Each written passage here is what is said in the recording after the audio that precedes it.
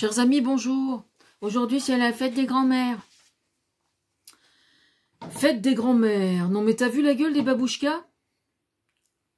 D'habitude, pour tout dire, la fête des grands-mères, je m'en tamponne un peu. Vu que, comme la fête des mères ou la Saint-Valentin, c'est surtout fait pour faire aller le commerce. Bon, allez, on va pas chercher midi à 14 h, surtout quand sonne l'heure de la mise en danger de la démocratie par dictateurs interposés, soutenus de façon à peine voilée par toutes les extrêmes droites, partout dans le monde et jusqu'ici en France. Bon, allez, d'accord.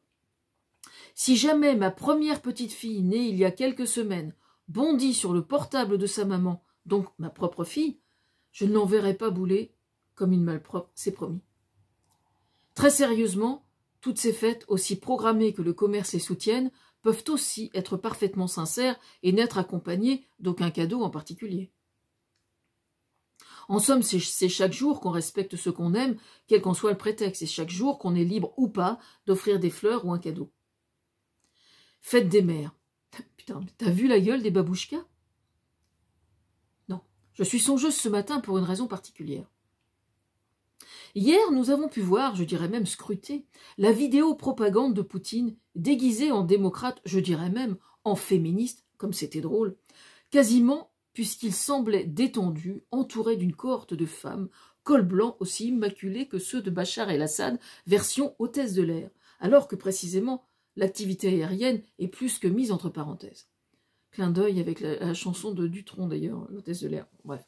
En effet, si l'on considère d'une part le peu de pays qui soutiennent Poutine dans cette guerre en Ukraine, j'ai bien dit guerre, mais aussi les interdictions par ses ennemis à survoler leur espace aérien, j'imagine la difficulté que pourrait avoir un potentiel projet de transport non militaire, autant dire de loisir, pour justifier l'activité d'une hôtesse de l'air.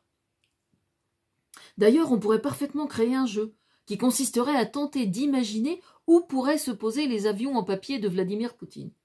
L'école pelle à tarte de ces hôtesses de pacotille jouerait le rôle des ailes des avions. Ça serait assez fun, non? Fête des grands-mères. Non mais t'as vu la gueule des babouchkas?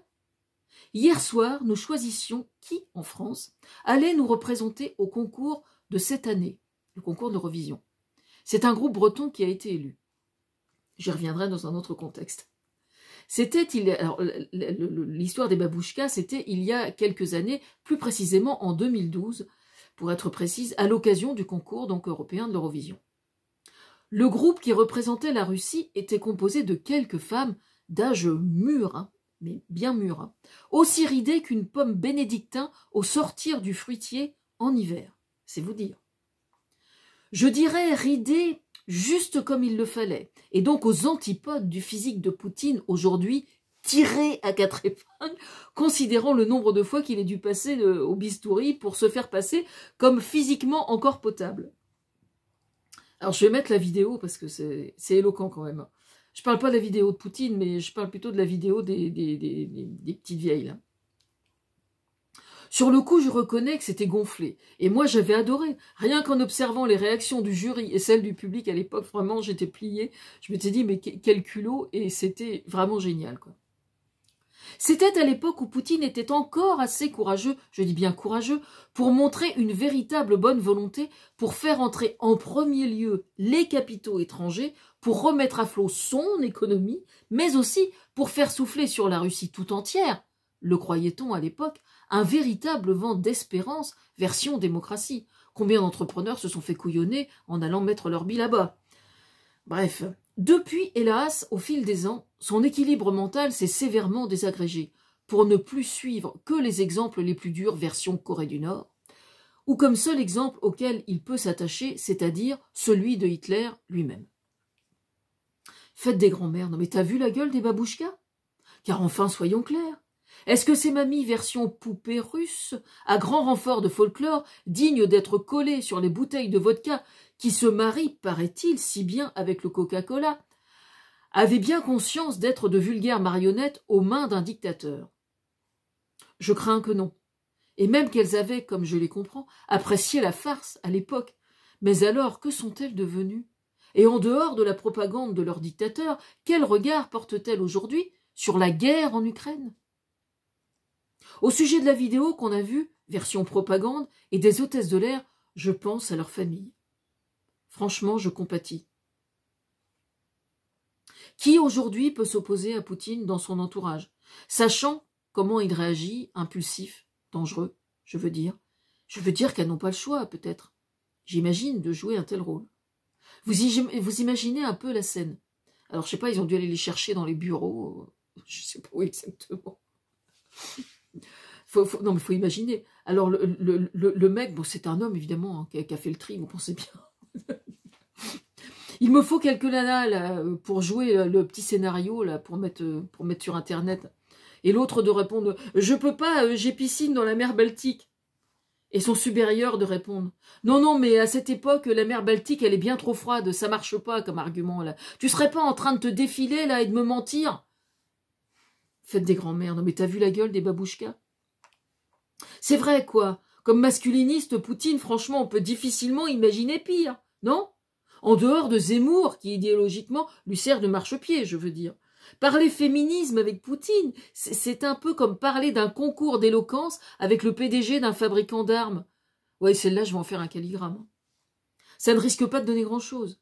Mais pendant que nous y sommes, alors que je parlais piscine, on sait que les extrêmes droites, et donc les dictatures qui n'en sont que l'application dans son extrême, s'accompagnent toujours d'une corruption qui n'a d'égal que la complexité des stratagèmes mis sur pied pour que les oligarques en question, y compris Poutine en premier chef évidemment, lui-même, aient le plus de chances de parvenir à éviter d'être saisis juridiquement ainsi que leurs avoirs. C'est sans compter avec un énorme inconvénient qu'eux ne connaissent pas, ou plutôt ni en bloc, et qui réside dans le fait que nager en eau trouble masque la vue, au propre comme au figuré. Ainsi, on ne peut que reconnaître qu'à chaque fois qu'un dictateur agit ainsi, il n'est alors capable de prendre en considération que le court terme, au détriment du moyen terme et du long terme. Et pour cause, demandez donc à quelqu'un qui pratique la plongée sous-marine ce qu'il peut voir si l'eau dans laquelle il évolue est truffée de sacs plastiques ou de divers détritus ou l'eau est nauséabonde. C'est ce qu'on appelle évoluer en eau trouble. Demandez donc à Marine Le Pen, elle vous expliquera ça mieux que personne.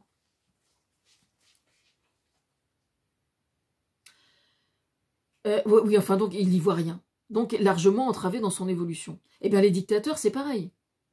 C'est pour ça, par exemple, que les réchauffements climatiques, ils s'en battent les steaks, puisque leur devise, c'est après moi le déluge.